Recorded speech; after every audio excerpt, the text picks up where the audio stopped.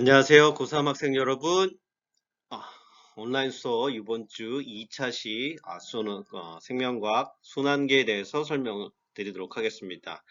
직접 만나서 설명드리면 훨씬 더 좋겠지만 그렇지 못한 점을 매우 안타깝게 생각하며 여러분들 함께 같이 공부했으면 좋겠습니다. 오늘은 제 얼굴 한번 넣어봤습니다. 먼저 순환계에서 가장 핵심은 혈액입니다. 심장이 펌프 작용을 통해서 온몸으로 혈- 혈액을 공급하는데 그 혈액의 굉장히 중요한 것은 영양소와 산소를 각 조직 세포에 공급한다는 데 있습니다. 그래서 그 공급을 어떻게 하고 그 혈액의 성분은 어떤 걸로 되어 있는지가 제일 중요하겠죠. 그래서 혈액을 크게 두 가지입니다. 혈구와 혈장인데 혈구는 적혈구, 백혈구, 혈소판 같은 덩어리 형태의 문제를 말하는 거고요. 그 다음에 혈장은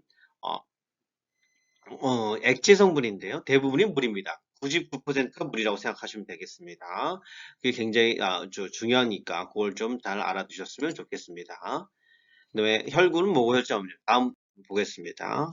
혈장, 혈장인데요. 제일 중요한데 이건 대부분 물입니다. 물이 90%고 그다음에 단백질, 단백질에는 어떤 것이 들어있냐면 어, 어, 이렇습니다.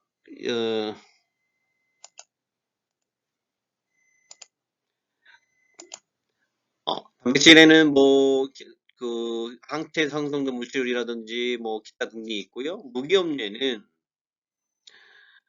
어떤 거냐면 나트륨, 머그네슘 그런 필요한 것들이 들어 있습니다. 이게 굉장히 중요한 거고요. 그다음에 여기 보시면 노폐물도 들어 있고 그다음에 호르몬, 혈액을 통해 가고 항체, 안티바디라고 하는 항체 물질인 거죠. 우리 여러분들이 그 백신을 맞으면 생기는 것이 항체죠. 이게 굉장히 중요한 역할을 합니다. 혈당 단백질은 뭐가 있냐면 굉장히 중요합니다. 알부민이라는 혈액체인데요. 좀 더 끈적끈적하게 하는 것과 삼투압, 삼투압이라고 하는 것은 혈액에 있는 농도 조절을 하는 거죠. 그래서 뭐 나트륨의 함량이라든지 이런 거 제일 중요한 게 나트륨 함량을 유지하는 거고, 피브린 노겐 같은 경우에는 혈액 응고, 이거는 평상시에는 전혀 활동을 하지 않는데 피가 공기 중에 노출되면 혈소판이 파괴되면서 피부리 노겐과 칼슘 이온이 만나서 적혈구와 백혈구를 엉키게 한 다음에 딱지를 만드는 거고요. 글로빈은 이제 항체 물질이고 이런 것들이 좀 되고 있다는 걸 좀 알아두셨으면 좋겠고요. 혈장에는 대부분이 물이고 그 중에 제일 중요한 건 단백질이다. 단백질에는 뭐 혈액 응고 물질과 항체 같은 것들이 있다는 거. 그럼 혈장은 뭐냐? 대부분이 노폐물을 이동시킨다라는 거예요. 노폐물을 이동시킨다. 운반한다는 거에 가장 핵심 표이고요. 그런데 혈액 응고, 항온항체 반응. 항온항체는 뭐냐? 세균과 바이러스가 들어오면 우리가 그 서로 항온항체가 딱 이렇게 되면 어떻게 되냐? 얘랑 얘랑 만나게 해가지고 얘들이 세균과 바이러스를 죽이게 하는 겁니다. 그래서 몸을 방어하는 거고요. 그다음에 혈당량, 삼투압, pH는 우리 산성 염기성의 농도고요. 체온 같은 걸 유지시키는데 매우 중요한 역할을 하죠. 혈당은 대부분 물이기 때문에 체온 유지에 굉장히 의미가 있는 겁니다. 그럼 혈구는 어떤 거냐? 적혈구, 백혈구, 혈소판인데요. 자, 뭐 적혈구는 너무나도 잘 알 거라고 생각되고요. 그 다음에 보시면 아, 적혈구는 여기 또 핵이 없다라는 게 포인트고 오목한 원부한 모양이다. 100일 정도 삽니다. 어디서 만들어지냐? 골수에서 만들어진다. 골수 어디라고 했어요? 척추에 있는 그 안에 있는 조직액을 골수라고 합니다. 적혈구와 백혈구는 골수에서 만들어지고요. 뭐 필요 없는 게 망가지면 간이나 지라에서 파괴되는데 이 지라에서 파괴되는데 그 간의 역할 중에 하나죠. 우리 지난 시간에 했던 간의 역할인데요. 그래서 이 파괴되면 혈소판을 만들기도 하죠. 굉장히 중요한 역할을 한다는 거 알아두셨으면 좋겠습니다. 그러면 이제 기능은 철을 하면 그래서 헤모글로빈이 헤모가 철이라는 뜻이거든요. 철을 함유하기 때문에 헤모글로빈이 있습니다. 그래서 철과 산소가 만나면 산화철이 되는데 흔히 이야기하는 녹슨철, 그래서 붉은색을 띠는 거고요. 얘의 가장 핵심은 산소 운반입니다. 산소 운반. 자, 보통은 450면, 그러니까 세제곱밀리미터는 1세제곱미터입니다. 그래서 450에서 500만 개가 되어 있다. 엄청나게 많은 거죠. 무조건 빈혈 증세 굉장히 중요하죠. 그다음에 고산지 사람은 700만 개. 왜 증가하냐? 고산지대는 산소가 부족하니까 운반하는 운반 기능을 하는 트럭 역할을 하는 적혈구를 많이 가지고 있으면 그만큼 더 많이 운반할 수 있기 때문에 아, 고산 지역은 적혈구 수가 훨씬 더 많습니다. 그래서 우리나라 선수들이 고산지대에서 축구할 때 힘들었던 이유 중에 하나가 그겁니다. 왜 그러냐? 평상시에는 모르지만 뛰면 뛸수록 산소 부족 현상이 일어나기 때문에 쉽게 피로가 옵니다. 그러면 후반전에선 힘들겠죠? 자, 백혈구는 요 하얀 부분인데요. 백혈구는 색이 없어서 하고요. 아메바 운동이라고 하는 건 아메바처럼 이렇게 움직입니다. 왜 그러냐? 색이 있어야지 어, 상대방이 기존에 있던 그 적혈구나 백혈구 또는 들어온 세균이나 바이러스들이 아군인지 적군인지를 알려면 핵이 필요하고요. 또 모양과 크기가 일정하다는 건 뭐냐면 잡아먹으려면 대식세포 자국이라고 하는 것을 하기 때문에 아, 모양이 일정하지 않는 거고요. 수일에서 2주일, 뭐 한 열흘 정도 사는 겁니다. 그러면 이것도 마찬가지로 골수에서 만들어집니다. 또 백혈병 환자들이 가장 중요한 것은 뭐냐? 골수 이식이죠. 그다음에 파괴는 골수랑 지라에서 파괴됩니다. 지라라고 하는 것은 골수들이 모인 곳을 말합니다. 그래서 이 백혈구의 역할을 그런 거고요. 자, 백혈구의 종류. 호중성, 혼산성, 호연기성인데 중성이 좋아하는 거, 산성이 좋아하는 거, 염기성에는 백혈구가 있고요. 림프구. 림프구는 림프절을 통해서 하는 건데 이건 면역세포도 있다고 생각하시면 되고요. 제일 중요한 거 요 식균 작용이다. 그다음에 병을 잡아먹는다는 뜻이에요. 그다음에 면역작용은 림프구와 항생산 항체. 이 림프구와 항체를 생산하기 때문에 굉장히 중요한 겁니다. 그래서 6천에서 8천 개 정도가 있으니까 그런 겁니다. 그다음에 혈액 검사를 하게 되면 염증이 생기면 이 백혈구수가 기하급수적으로 확 올라가기 때문에 이 백혈구수의 수치를 보고 염증이라고 하는 것도 아픈 데가 있는지를 알 수가 있습니다. 그래서 이 백혈구수 혈액 검사하면 백혈구수 수치가 굉장히 중요한 역할을 하는 거죠. 그게 엄청난 역할을 한다는 거 알아두셨으면 좋겠습니다. 자, 그럼 혈액이 뭐하냐? 혈소판이 빠졌는데요. 죄송한데 혈소판은 뭐냐면 적혈구, 백혈구 혈소판인데 그 혈소판들이 뭐냐면 혈소판은 평상시에는 잘 안 하지만 피가 공기 중으로 노출되면 피가 나면 혈소판이 파괴되면서 적혈구와 백혈구를 엉키해서 그 작용을 하는데요. 그래서 피딱지 같은 거를 만들게 되죠. 그 피딱지 만드는 것들이 이런 역할을 하는 겁니다. 그래서 평상시에는 혈소판은 전혀 일 안 합니다. 띵까띵까 논다고 생각하시면 훨씬 더 이해가 빠를 거고요. 혈액 중에 제품 노폐물 운반이 있죠. 산소리 것들이 운반 중요하죠. 그 다음에 조절작용, 삼투압이라든지 혈당량, 나트륨이 혈액에 얼마나 들어있는지, 그런 세포마다 삼투압이 있느냐. 딱이 먹으면 이 삼투압이 조절이 안 되고요. 단 걸 많이 먹으면 혈당량 조절 안 되고요. 우리가 체온 유지 같은 것들도 굉장히 중요한 역할을 하는 거죠. 그래서 혈액 기능은 운반작용, 조절작용 굉장히 중요합니다. 그다음에 방어작용이죠. 방어 뭐냐? 세균이나 바이러스들이 백혈구면 작용으로 잡아먹는 거예요. 엄청 중요합니다. 암에만 작용으로 잡아먹는다. 이걸 줄여서 뭐라고 하냐면 우리가 식균 작용이라고 하는 거죠.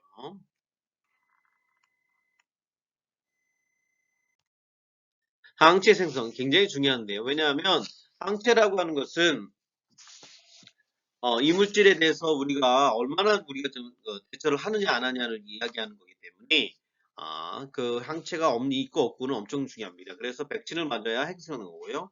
그리고 항체 생산은 몸을 보호하는 역할을 하는 겁니다. 혈액 운동. 평상시에는 절대로 일을 하지 않는데 이런 역할을 하는 거죠. 엄청나게 중요한 역할을 하고 있고요. 그 다음에 항체 생성은 굉장히 중요한 역할을 한다는 거 이해하셨습니까? 혈액 응고는 엄청난 역할을 하기 때문에 잘 이해하셨으면 좋겠고요. 그 다음에 보겠습니다. 그래서 크게 혈액을 다시 한번 정리하자면 크게 철장과 혈구로 나눠지는데 혈구는 적혈구, 벨크구, 혈소판이고 혈장은 주로 액체, 대부분의 액체고 거기에 단백질, 기타 물질들이 섞여 있다. 그 혈장을 통해서 노폐물, 영양소, 이산화탄소가 운반된다는 거. 그 다음에 적혈구는 산소를 운반하고 백혈구는 그 식균작용을 하고 혈소판은 혈액 응고작용을 한다는 걸 꼭 알아두셨으면 좋겠습니다. 그 다음에 좀 보겠습니다. 심장입니다. 심장은 뭐 크게 네 개의 영역으로 나누는데요. 크게 두 개의 영역이 있죠. 심방과 심실로 나누는 거예요. 자, 심방은 혈액이 들어오는 곳입니다. 그래서 사람은 이심방, 이심실입니다. 그래서 좌심방, 우심방이 있고요. 심실은 심장에서 혈액을 내보내는 역할을 하는 거예요. 그래서 있고요. 그래서 심방은 들어오는 곳이기 때문에 그렇게 단단하지 않습니다. 들어오기만 하면 되니까. 심장은 수축을 통해서 온몸으로 혈액을 쫙 뿜어줘야 됩니다. 그래서 두껍고 탄력성이 있다는 게 가장 핵심입니다. 두껍고 탄력이 있다. 이게 굉장히 핵심 포인트죠. 왜냐? 그래야지 안 그러면 심장이 터지면 끝이니까 그걸 좀 알아두셨으면. 왜 심장이 터지면 끝인 것들은 뭐 다 너무나도 잘 알 거라고 생각되고요. 그 다음에 판막입니다. 판막은 그 심방과 심실 사이에 있는데 수축하고 이완은 수축, 이완 이런 형태를 띠는데 수축과 이완을 통해 수축할 때 혈액의 역류를 거꾸로 흐르는 것을 막아준다라고 하는 겁니다. 그래서 심장과 여기는 이제 오타인데요. 심방과 심실이고요. 심실과 동맥 사이도 있는 역류를 방지한다는 게 제일 중요합니다. 그래서 여러분들 뭐 3점판, 2점판이란 말을 들어보실 거예요. 우심방일 때는 우심방, 우심 사이는 3점판, 2점판은 좌심방과 좌심실 사이일 때를 말하는 거고요. 반월판은 우심실과 폐동맥, 좌심실과 여기는 지금 안 보이실 텐데요. 대동맥 사이에서 이 형태를 띠고 있다는 걸 꼭 알아두셨으면 좋겠다. 꼭 알아두시면 좋겠죠. 그러면 크게 심장은 심방과 심실로 되어 있고요. 그 심방과 심실 사이에는 판막이라고 존재하고 크게 판막의 종류는 3개입니다. 3천판, 2천판, 반월판. 그러면 판막은 어떤 역할을 하냐? 혈액의 역류 방지가 제일 중요하죠. 계속 해도 끝이 없는데요. 판막은 혈액 역류를 방지한다는 게 제일 중요합니다. 심장박동은 어떻게 되냐? 심방과 심실에 규칙적인 수축이 일어나는데 혈액의 순환의 원동력입니다. 심장 확장기 그러면 심방이 수축하고 심실이 이완. 그러면 심방이 이완하고 심실 수축. 휴지기. 그래서 1회 박동. 그 다음에 딱 하면 판막이 딱 닫힙니다. 이렇게 판막이 딱 닫히면 뚝 끓입니다. 그래서 1회 박동하는데 약 0.8초가 걸립니다. 그래서 수축 이완, 수축 이완, 수축 이완 이런 형태를 띈다는 걸 꼭 알아두셨으면 좋겠습니다. 제가 그림으로 표현하자면 자, 확장기 0.1초. 그래서 그 심방과 심실이 닫히면 반월판이 닫힙니다. 왜냐하면 심실과 동맥에 있는 반월판이 닫히고 그 다음에 수축하면 이제 심실과 심실이 딱 수축하는 건 쫙 따준다 생각하면 됩니다. 그러면 온몸으로 하고 그러면 2점판, 3점판이 닫히고 하는 거죠. 그래서 심장박동이 이런 형태를 띠고 있다는 걸 꼭 알아두셨으면 좋겠다라는 거죠. 그러면 여기 그림에도 보시다시피 심실에는 여기 보시면 심실은 혈관박이 굉장히 두꺼워요. 이게 심실이거든요. 요게 엄청 두껍죠. 요게 좌심실, 요게 우심실입니다. 그래서 심장을 반을 딱 나누면 좌쪽에 즉 좌심방과 좌심실은 동맥피가 흐르고요. 또 우심방, 우심실에는 정맥피가 흐른다는 거 꼭 알아두시면 좋을 것 같습니다. 자, 혈관의 종류 어떤 것들이 있냐? 굉장히 중요한데요. 동맥은 기준이 이거예요. 동맥은 심장에서 나가는 혈액이다. 심장에서 나가는 혈액이다. 그 혈압이 높다는 거죠. 왜 혈압이 높아요? 심장에서 빵빵 수축이 일어나면서 내주기 때문에 높은 혈압을 견디기 위해서 혈관벽이 두껍다라는 게 핵심 포인트고요. 탄력성 늘어났다 줬다 늘었다 줬다를 해야 되기 때문에 그렇습니다. 근데 맥박이 나타나는 거 당연하죠. 몸속 깊은 곳에 분포한다. 왜? 지금 여러분 우리 보이는 혈관들은요. 이 보이는 혈관들은 전부 다 정맥입니다. 정맥. 동맥은 보이지 않습니다. 그다음에 그 요렇게 여기 지금 이렇게 생긴 것은 모세혈관인데요. 이게 일부 모세혈관이에서 반은 동맥이고 반은 정맥이죠. 당연히. 동맥과 정맥을 진 혈관으로 혈관벽이 한 겹의 세포 얇습니다. 왜 얇았냐? 조직세포랑 물질 교환을 해야 돼요. 산소를 주고 이산화탄소를 받아오고 영양소를 주고 노폐물인 물을 받아오고 이런 과정을 거치는데 그 과정들이 이제 모세혈관에서 일어나는 거죠. 그걸 이제 물질 교환이라고 하는 거죠. 그럼 자, 만약 동맥이 산소와 연소를 갖다 주고 모세혈관에서 주고 이제 받아야 돼요. 그러면 정맥이 그걸 다시 가져오죠. 심장으로 들어오는 혈액입니다. 혈압이 낮고 혈관벽이 얇습니다. 그 다음에 보시면 여기 보면 판막이 존재한다. 왜 판막이 존재하냐? 그 다리 쪽은 심장까지 오려면 혈압이 높아야 돼요. 근데 정맥은 혈압이 낮기 때문에 그렇게 할 수가 없어요. 그러면 혈액 올라갔다 쭉 내려가면 다시 못 올라오니까 올라갔다 맞고 올라갔다 맞고 이러한 과정을 거쳐서 판막이 존재하는 거죠. 혈액의 역류를 정리하기 위해서 정맥에서 아, 혈액의 역류를 방지하기 위해서 정맥에도 판막이 존재한다는 거 꼭 알아두셨으면 좋겠습니다. 자, 그럼 혈관을 좀 비교하려는데요. 지금 동맥이 제일 두껍고, 그 다음에 정맥, 모세혈관이 제일 얇습니다. 왜냐? 모세혈관은 얇아야 물질 교환이 쉽게, 원활하게 일어날 수 있거든요. 그게 가장 핵심 포인트라는 거 꼭 알아두셨으면 좋겠습니다. 혈압. 동맥이 제일 세겠죠. 그 다음에 모세혈관. 왜? 심장에서 멀어지면 멀어질수록 혈압은 낮을 수 있고요. 혈류 속도는 동맥, 그 다음에 정맥. 왜? 모세혈관은 쫙 퍼지기 때문에 쉽게 말해서 그 무쇠관은 골목길이거든요. 골목길에서는 또 빨리 달릴 수가 없죠. 동맥은 고속도로고요. 정맥은 지방도로 정도 생각하시면 될 것 같아요. 단면적 모세혈관이 제일 크죠. 왜냐면 모세혈관이 엄청 많기 때문에. 그다음에 동맥은 제일 적죠. 자, 우리가 혈액의 순환을 좀 알아야 되는데요. 그럼 혈액의 순환을 어떻게 하냐? 혈액의 순환은 폐순환, 체순환 이렇게 두 가지가 있는데요. 체순환은 온몸을 든다는 거. 요즘은 말하는 온몸 순환인데요. 자심실에 시작합니다. 자심실에 시작해서 대동맥 거쳐서 모세혈관, 모세혈 거쳐서 다시 정맥, 그래서 다시 우심방입니다. 그래서 잘 보시면 자심실에서 봅니다. 이 체순환 욕조는 산소랑 영양소를 이 영양소가 제일 중요해요.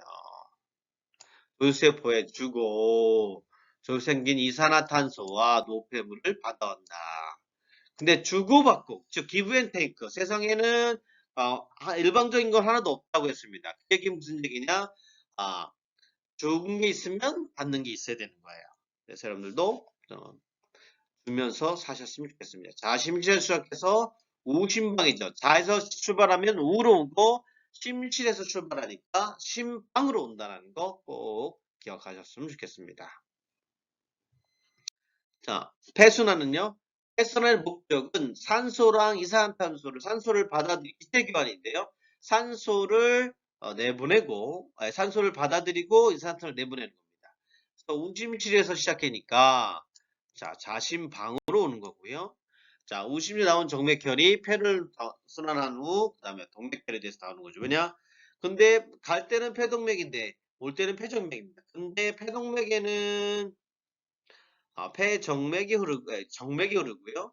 폐정맥에는 동맥이 흐릅니다. 왜냐? 들어오는 혈액은 동맥이고 정맥이라고 했고 나가는 건 동맥이라고 했기 때문에 그것이 굉장히 중요한 역할을 하고 있습니다. 자, 그림 보시면 이렇게 보세요. 여기 폐순환입니다. 여기 위쪽. 자, 보세요. 자심실에서 시작해서 자심실에서 온몸을 돌고 와서 이렇게 우심실로 와서 우심방으로 갔다가 이렇게 다시 옵니다. 다시 한번 그리자면 자 다시 볼게요. 자, 신방에서 와가지고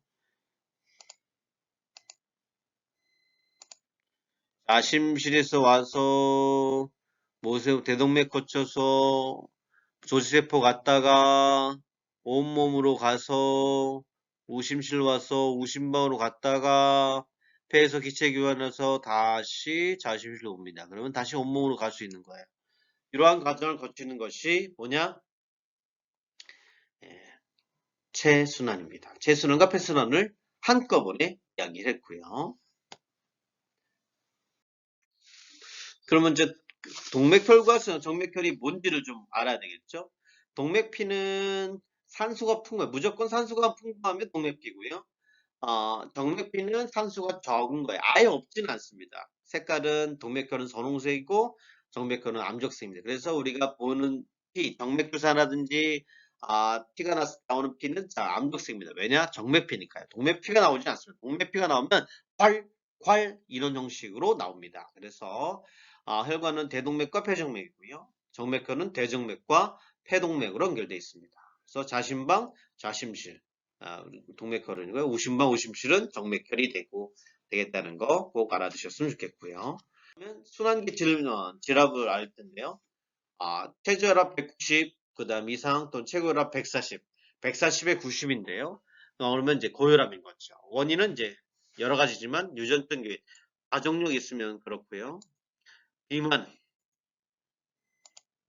살찌면 당연한 거고요. 염분과 나섭취. 나트륨 섭취하면 어쩔 수 없는 거고요. 스트레스, 흡연, 음주 이것들이 여기에 해당됩니다. 그래서 순환기 질환 같은 경우에는 뭘 하면 좋겠냐면 건강하려면 운동하고 음주, 흡연 다 끊으면 되겠죠. 그러면 그렇게 되고 있다는 거 알아두셨으면 좋겠습니다. 그다음에 또 뭐냐면 동맥경화. 동맥경화는 동맥이 굉장히 혈액을 공급하는 가장 중요한 혈관인데 거기에 찌꺼기가 쌓인 거예요. 그러니까 나이 들면 어쩔 수 없이 쌓일 수밖에 없는 구조를 가졌습니다. 그건 이해하셔야 되고요. 그래서 내부가 좁아지고 혈관 탄력성이 감소하고 그런 거고요. 그러면 이제 이 동맥경화가 중요한 게 뇌두뭉이 막히면 뇌졸중, 심장의 관상동맥이 막히면 협심증. 왜냐 심장이 좁아진다는 뜻이고 그 다음에 심장이 잘 못 뛰면 심근경색이고 이해되셨으면 좋겠습니다. 심근경색. 그래서 막 가슴이 막 쪼인다 이런 거 심근경색이고 심근경색을 바로 치료 못하면 응급실 안 못 가면 죽을 수 있어요. 제가 뭐 예를 들었지만 뭐 개그맨 이경규는 심근경색으로 스텐트 시술해가지고 간신히 산 케이스 중에 하나. 자, 뇌졸중. 뇌동맥이 막히거나 터져 반신마비가 하는 건데요. 뭐냐면 중풍이라는데 뭐냐면 여기 뇌의 일부분 여기가 제가 만진 곳이 여러분들 반대로 보기 때문에 그런데요. 이게 우뇌고요. 여기가 좌뇌입니다. 그러면 오른쪽 뇌를 다치면 여기 신경이 크로스됐기 때문에 왼쪽을 못 쓰고요. 왼쪽을 좌뇌가 다치면 오른쪽에 장애를 갖고 있다는 거 알았으면 좋겠습니다. 그래서 보면 중풍을 맞았는데 한쪽을 못 쓰신 분이 대부분인데요. 그러면 그 어느 쪽을 때문에 어느 쪽을 다쳤냐에 따라서 거식이 될 수 있습니다. 좌뇌를 다쳤구나, 우뇌를 다쳤구나 라고 이해할 수 있습니다. 그러면 제가 혈관벽을 봤는데 정상균은 이렇게 요 하얀 부분이 제일 깨끗한 건데요. 여기 이렇게 깨끗한데 자 콜레스테롤이 이렇게 쌓이기 시작해요. 지방 덩어리가 더 쌓입니다. 그러면 혈관병이 막히겠죠. 여기 혈관인데 지금 지방이 이렇게 쌓인 거예요. 그러면 당연히 혈액의 흐름의 상태가 아주 안 좋겠죠? 그러면 어떻게 돼요? 가실 수도 있습니다. 터지면 그게 뇌출혈이고요. 뇌 터지고 뭐 협심증이면 심장에서 문제가 생기는 거니까 건강하시려면 기본적인 운동을 계속 지속적으로 해주시는 게 가장 중요하다는 거 말씀드립니다. 수고하셨고요. 제가 좋아하는 시인데요. 한번 읽어드리겠습니다. 너는 너 그대로가 아름다워 빛나지 않아도 충분히 알아볼 수 있으니 빛나려고 하지 말고 시들려 하지 마라. 너는 흐린 날에도 여전히 내게 예쁜 사람이니까 주저앉지만 마라. 흔들 무너지지만 말아라. 잎새달 열흘이라고 하는 시인데요. 이런 시가 있습니다. 오늘 하루도 수고하셨습니다. 내일도 오늘보다 좋은 하루가 되시길 빌며 오늘 수업을 여기서 마치도록 하겠습니다.